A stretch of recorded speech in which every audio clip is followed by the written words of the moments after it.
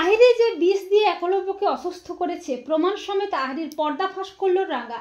হ্যাঁ বন্ধুরা, আমরা এমনটাই দেখতে পাবো রাঙামতি তীরন্দাজ ধারাবাহিকের আগামী পর্বগুলোতে। আহিরি কফির মধ্যে বিষ মিশিয়ে একলব্যকে খাইয়ে দেয়। অপরদিকে কোচ সেন সংগ্রাম সেনের সাথে রাঙাকে দেখে একলব্য প্রচণ্ড ক্ষেপে যায়। রাঙার ওপর অভিমান করে একলব্য। এরপর হঠাৎই একলব্য ভীষণ অসুস্থ হয়ে পড়ে। একলব্যকে তড়িঘড়ি করে হসপিটালে নিয়ে যাওয়া হয়, কিন্তু ডক্টর জানায় ওনার বোধহয় কিডনিতেই কোনো সমস্যা হয়েছে, তাই ওনাকে এখানে ট্রিটমেন্ট করানো যাবে না, কোনো কিডনি ডক্টরের কাছে নিয়ে যেতে হবে। একলব্যকে নর্থ কলকাতার একটা হসপিটালে নিয়ে যাওয়া হয়।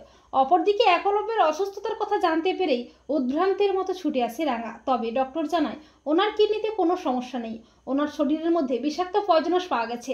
রাঙা বলে, কিন্তু উড়ানবাবুর শরীরের মধ্যে বিষটা কিভাবে গেল? রাঙা বলে, উড়ানবাবু তুই কি খেয়েছিলি মনে করে বলতো? একলব্য বলে, আহিরি আমাকে কফি বানিয়ে দিয়েছিল, আমি সেটাই খেয়েছিলাম, আর কিছুই খাইনি। রাঙা বলে, তার মানে আহিরি দিদি উড়ানবাবুর কফির মধ্যে বিষটা মিশিয়েছে?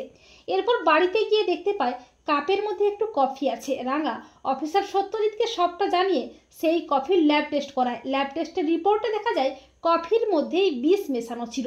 এরপর একলব্য অনেকটাই সুস্থ হয়ে ওঠে। আর আহিরি মিথ্যে নাটক করে বলে, একলব্য কি করে তোমার শরীরের মধ্যে পয়জনাস এলো, কিভাবে কি যে হয়ে গেল? রাঙা বলে, সেটা তো তুই খুব ভালো করেই জানবি রে আহিরি দিদি।